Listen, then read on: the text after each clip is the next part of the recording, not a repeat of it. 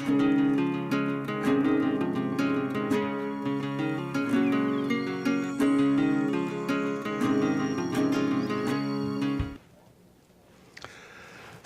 welcome to the show.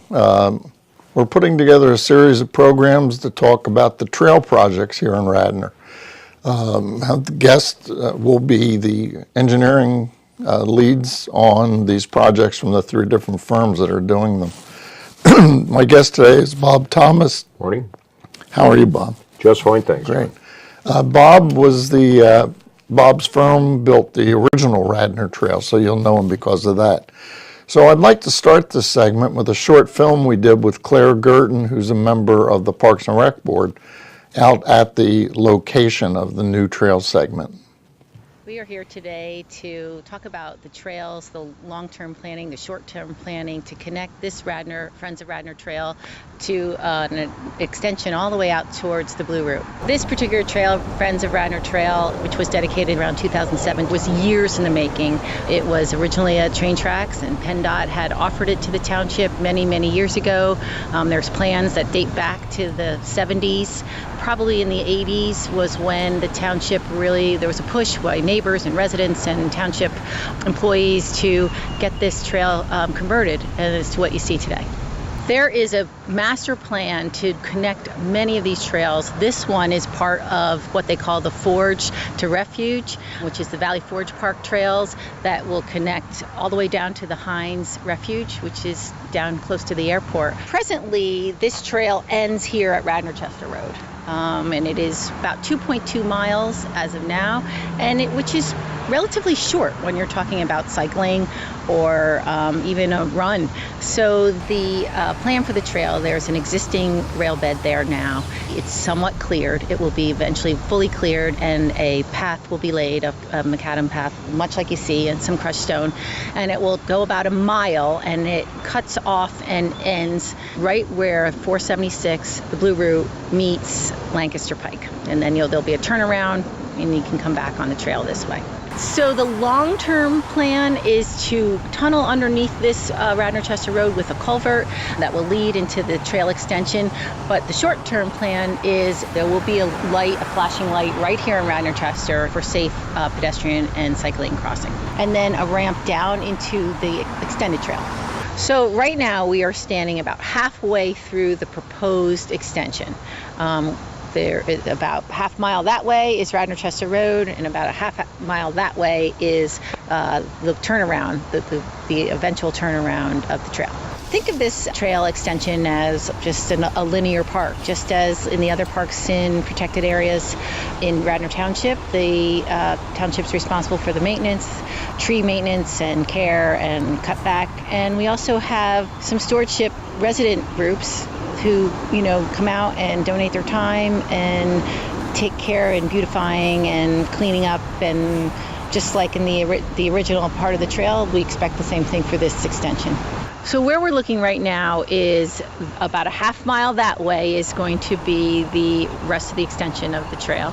It will end in a loop. It will have a turnaround with some benches and some areas to rest, and then we can come back towards this way. So the whole proposed extension from Radnor Chester Road to where the Blue Route meets Lancaster Avenue is about a mile long. The funding for these trails and extensions, the Board of Commissioners secured a bond about 3 years ago that should cover about 50% of the trail improvements. And then the other funding is coming from grant applications, which are currently being put together and applied for. Protected areas and trails in our township is so important to connect all of our neighbors for non-automotive travel. We can bike and walk and take care of the protected spaces in our township. Well, friends, that really shows the location, and the other thing is the beauty of it all. Bob, I think I first met you in the 80s. I know your firm had actually done a study about the Radnor Trail, the PNW, the Wayne Bypass, I think PennDOT called it, back in the 70s. Yes. And for the folks out there, Bob Thomas is Mr. Trail. He's involved with trails all over, but especially in Philadelphia where we have the circuit. Yes, the that- 10 county area. There's going to be, what, 500 miles? 800. 800 miles of trails when it's done. And the Radnor Trail, in fact, we'll talk about. It's a major part of it. Right. So this extension is going to add 30% or so to the existing trail. It's 2.2, Yeah, and we're going to 25%. yeah, Yeah. which will really be nice.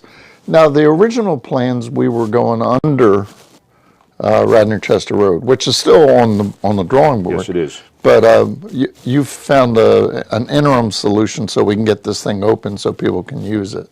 Yes, we did. And when there are several construction problems, utilities and other things, I mean, it can be done, and we're hoping that it will eventually be done.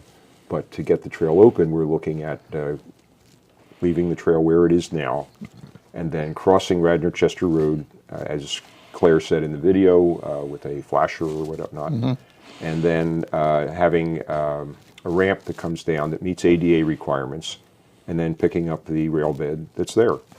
So, in fact, you can see it today. I mean, it was cleared 2 years ago for us to do our survey and whatnot. And of course, people say, well, gee, it'll be a dead end. But if you go down on Schuylkill Banks, right now the Schuylkill Banks Trail has a 1,000-foot dead end at Christian Street. Right. And I can tell you, when I bike into my office on South Street from where I live in Paladin Village, I often just need an extra mile or two. So I'll just go down that trail, and it's filled with people enjoying it.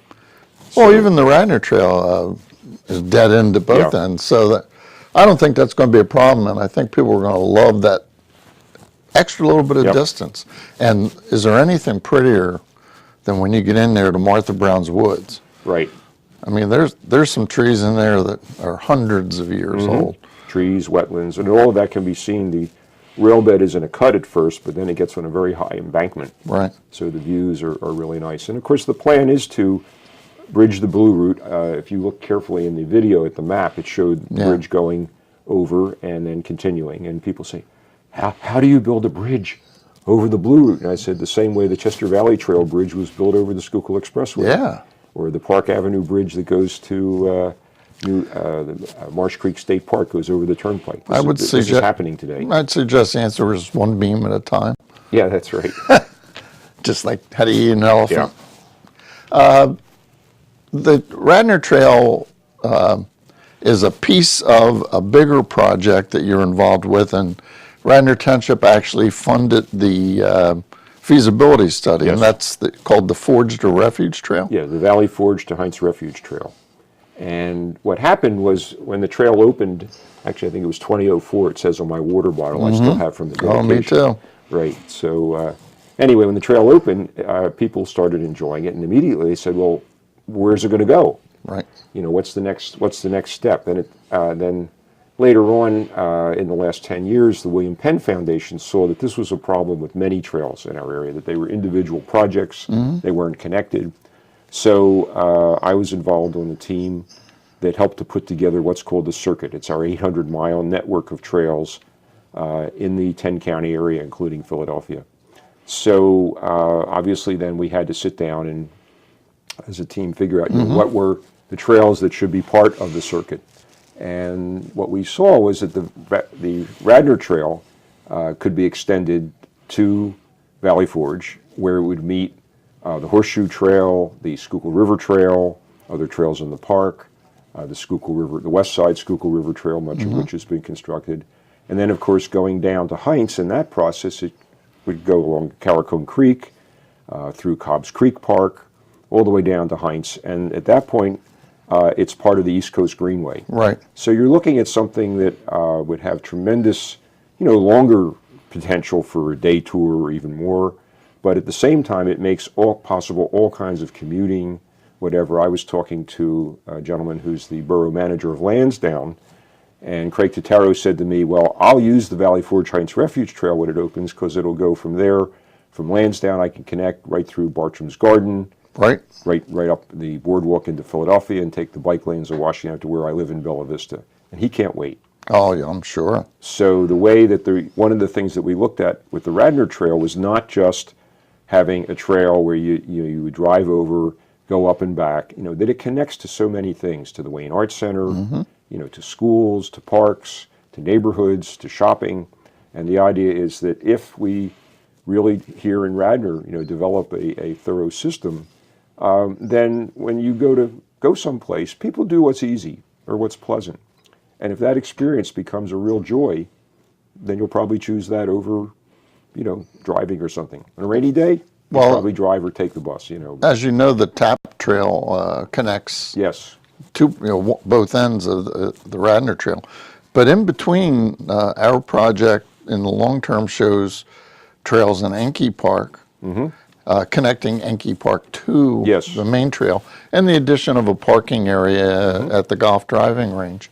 So, I always had this picture back in the 80s where a kid in West Wayne could hop on the trail, ride his bike to go play baseball at Enki Right. Park without ever having to step foot on a public highway. Right, and that link is something that we've looked at in the study, and it's part of future expansion, and that would give access to folks that live along Ivan Avenue. It would give access to the township building, Right. and all the meetings that take place there, the police station, and then there are the apartments that are right behind the township building, which, strangely enough, have no real connection. You see, there's a dirt path down a hill that connects, Yes. but all those folks would love to be connected to the trail, I'm sure. I guess we have one small piece of property. We have to get an easement there. Yeah. But when we did the original trail, as you remember, that was a 5-2 vote. And that was really important because that allowed PennDOT to understand we were serious about this. It wasn't a 4-3 that was going Right. to flip with the political winds.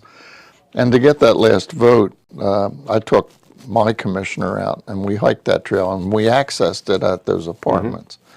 And how many trail walks did we do with folks back Quite in a those few. days? Yeah.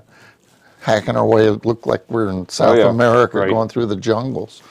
But I did buy a machete then, did you? which we have among our other office surveying tools. It's important. But the other thing, there's always fear, and it's fear of the unknown.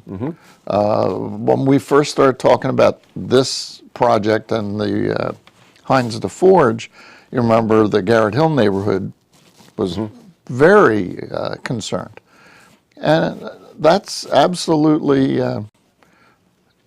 to be expected. In fact, as a commissioner, I'm surprised how many times we sit there and have people come to the mic and talk about whatever the project is that's going on, and you hear the same language time after time, especially crime. And what we've, not just us, the Rails and Trails Association has found is that crime is a direct reflection of the neighborhood. If you have high crime, you may have crime on the trails. And if you don't, it's not going to make any difference. Right. Well, when we worked on the section of trail that opened in '04, we took the time and trouble, and PennDOT was our client actually, Right. Radnor Coordinating, and they said, look, we're really concerned about the neighbors' concerns. So we will have you and your team, which actually was me and the Director of Parks and Rec, and then the project manager for PennDOT, Mike Gurman. And the three of us, I kept a record of all of them and all the comments, went to 67 property owner meetings. Wow. And some of them had one person, some had a group, whatever. But the thing that people were most concerned about was crime and trash. And part of that was, how was the right-of-way being used?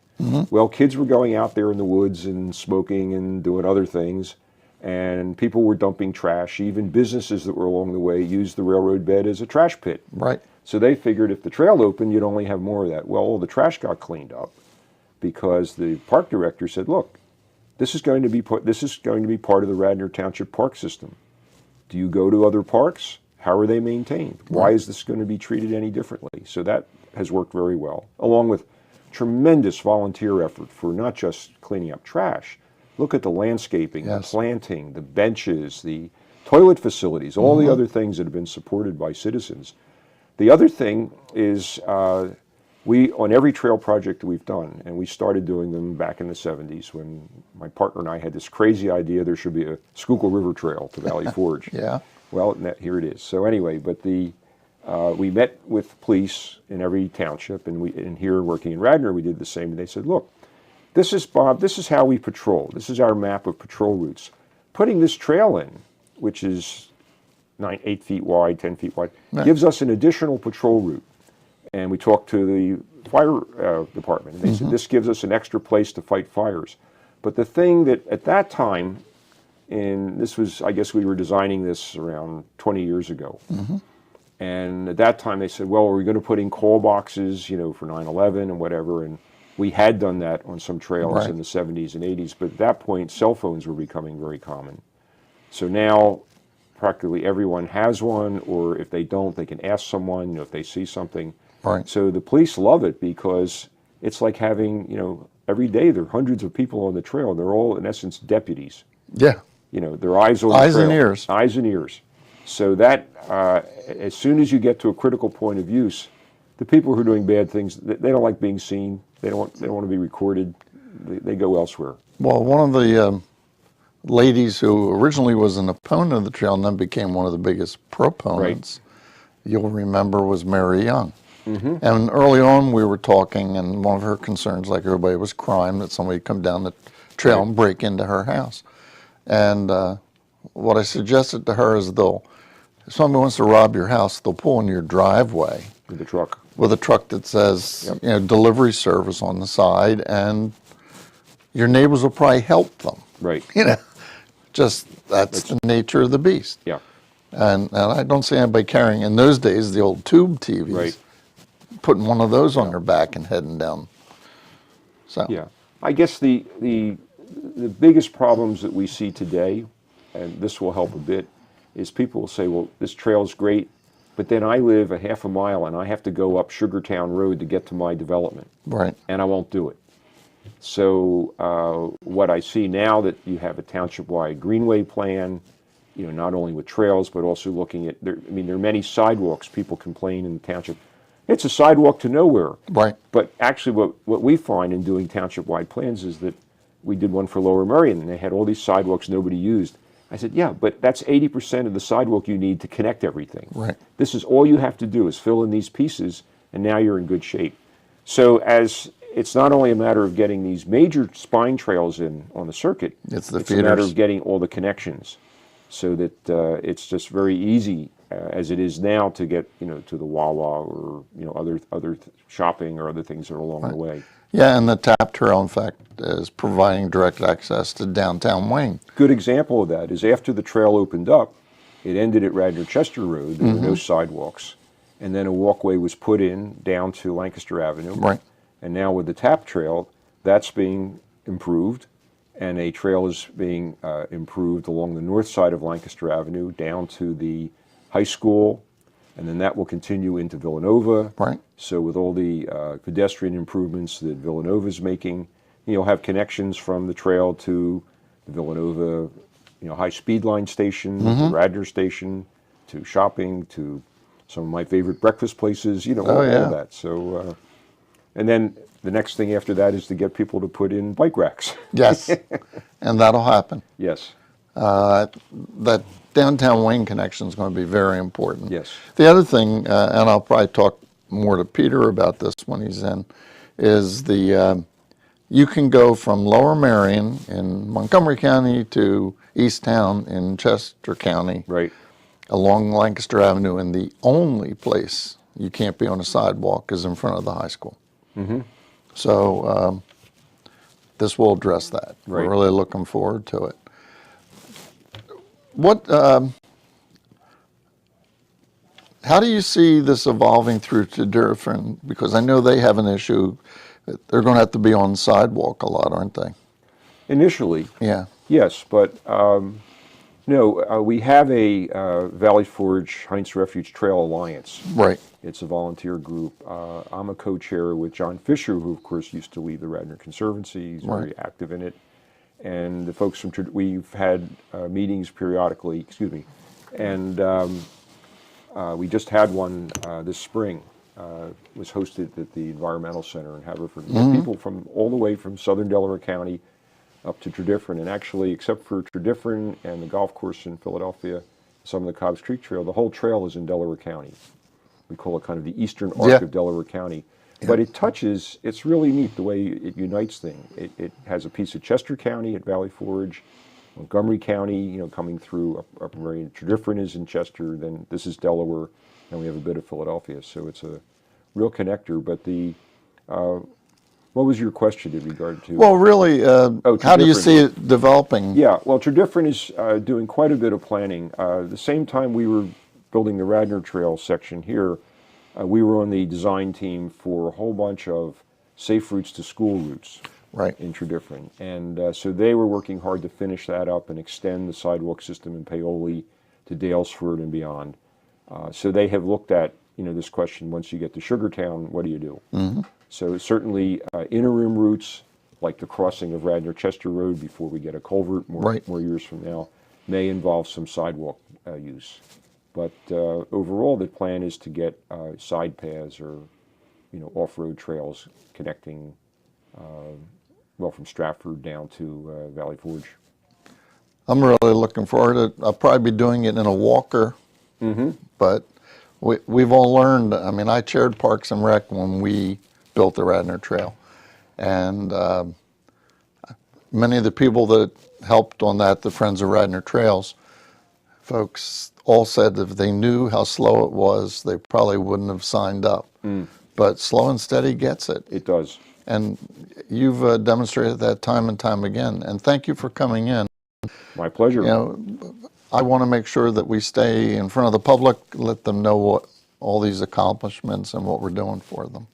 So thanks again, Bob. Okay, thank you, John. Right. Okay, take care, everyone. Thanks, folks. And stay tuned for additional segments. We're going to talk about a trail that we refer to as the Tap Trail, and also the Darby-Paoli Trail, which is down along Darby-Paoli Road in the area of Ardrossan. Have a good day.